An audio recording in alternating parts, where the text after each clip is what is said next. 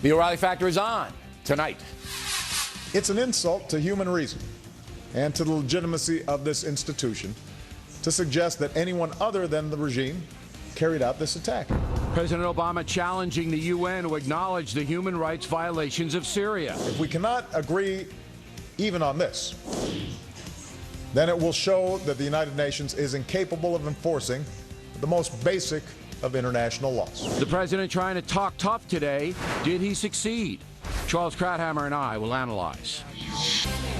Hi, I'm Bill O'Reilly. Thanks for watching us tonight. President Obama, the tough guy. That is the subject of this evening's Talking Points memo. Speaking at the United Nations today, the president was very clear that he believes the UN has been wimpy when it comes to confronting situations like Syria. Mr. Obama saying to the world that the tyrant Assad is a child killer who violated human rights laws. UN inspectors gave a clear accounting that advanced rockets fired large quantities of sarin gas at civilians. These rockets were fired from a regime-controlled neighborhood and landed in opposition neighborhoods. It's an insult to human reason and to the legitimacy of this institution to suggest that anyone other than the regime carried out this attack. Talking Points agrees with Mr. Obama on that point, but also well understands that the UN doesn't care whether Assad killed children with gas. Most countries simply don't want to take any military action at any time for any reason. Now, whether President Obama understands what he's up against at the UN, I don't know. Nevertheless, he warned the United Nations that there would be consequences if Syria does not give up its chemical weapons, and he urged the UN to back him if Assad defies the world. If we cannot agree even on this, then it will show that the United Nations is incapable of enforcing the most basic of international laws. I've made it clear that even when America's core interests are not directly threatened, we stand ready to do our part to prevent mass atrocities and protect basic human rights.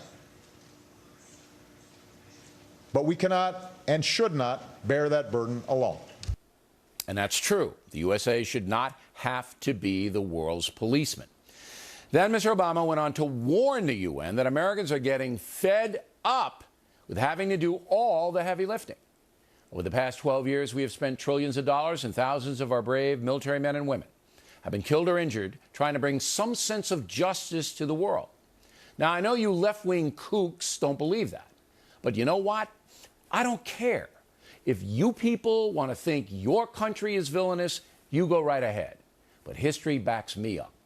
And if you know anything about the U.S. military, you know how much good those people have done in protecting innocent civilians from villains like Saddam and the Taliban. Talking Points believes the United Nations is a largely cowardly body, a bunch of pencil pushers who couldn't care less what happens in the world as long as they get their big expense accounts. So, after laying down the Obama doctrine that America will defend our allies, keep the flow of oil going in the Middle East, and confront weapons of mass destruction, the president turned to Iran. Here he said that Secretary of State John Kerry will negotiate with Iran in the hope they'll stop their nuke weapons program. But Mr. Obama will not meet with the new Iranian leader. Obviously, Iran is not to be trusted, and any deal that lifts sanctions against that country would have to be verifiable to the world media, not only to the politicians. Bottom line, the president's speech was too long, but there were some good moments. Will anything get done at the UN? Probably not, especially with Russia and Putin holding veto power. And that's a memo. Now for the top story tonight, reaction. Joining us from Washington, Fox News political analyst Charles Krauthammer. So what say you about the speech today? I think you're wrong on this, Bill. It was not a strong speech. It was a very weak speech, a flaccid speech. It doesn't take any courage to denounce the UN for inaction. It takes being 9 years old and having your eyes open. So I don't give him any credit for that. But let's take the part that you highlighted as part of Obama's toughness. He said, we've got to have this deal come through with Syria. He said, and we got to make sure that Assad is keeping his commitments. And he said, quote, there have to be consequences if he doesn't. And that's the point at which you expect the president, who threatened an airstrike, to say that if he doesn't live up to his commitments, the United States will threaten the use of force. Instead, what he says is, if we can't get a resolution that's tough and that threatens consequences, quote, if we cannot agree even on this, then it will show that the UN is incapable of enforcing the most basic of international laws. That is meaningless. Everyone knows the UN does not enforce international laws. It never did, it never will, it never does. Let me play devil's advocate. So what he's, no, but just 1 second. What he's saying is, if he doesn't do it and there's no resolution, it's the fault of the UN and not of me and the U.S. I understand that. I get it. But isn't he putting the UN in a corner now to try to get the authority that he feels he needs on the world stage? So he's thrown down the gauntlet and said, look, are you going to do something or not? Now, I agree with you that this wasn't a Patton speech. This was a George Patton. But I don't think that works at the UN, Charles. And you've been around long enough to know that threatening the UN or threatening this or threatening arms, that never works there. To get the UN, he backed the UN into a corner. Yeah. He's challenging the UN. He's thrown down the gauntlet. I predict he will pick up the gauntlet. The UN isn't going to do a damn thing. But let's just talk about the presentation today. But whoa. Let's talk about the substance. You can't threaten these people because that doesn't work. He just threatened them 3 weeks ago. He said we're going to do an airstrike. No, I meant the UN, not Syria. I meant the UN. But the UN doesn't exist. It's a fiction. It's a meeting room. There's nothing there. So you would not have gone if you were the president? You would not even shown up over there and tried to once again to compel them to do anything? You wouldn't even bothered? But of course not, because the reason you go there is to give a speech that everybody will cover. You don't go there expecting that the UN, which hasn't lifted a finger on any struggle, any war, any conflict in 50 years, is going to act. I mean, that's a childish expectation.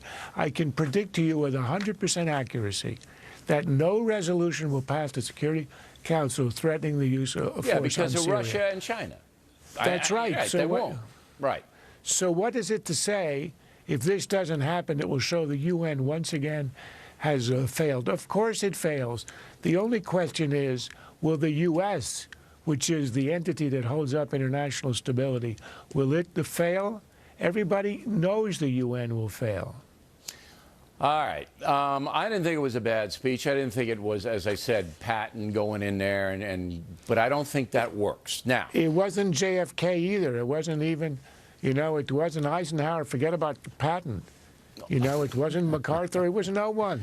But it was in that forum, that forum. He's desperately trying to convince, and I agree with you, he's not going to be successful. But I don't think the effort was meaningless. Now, the one thing that caught my attention was he did threaten them one time by saying the American people have had enough of this, and if you guys aren't going to help us out, you're going to have an isolationist America, which is going to lead to disaster. And that's absolutely true.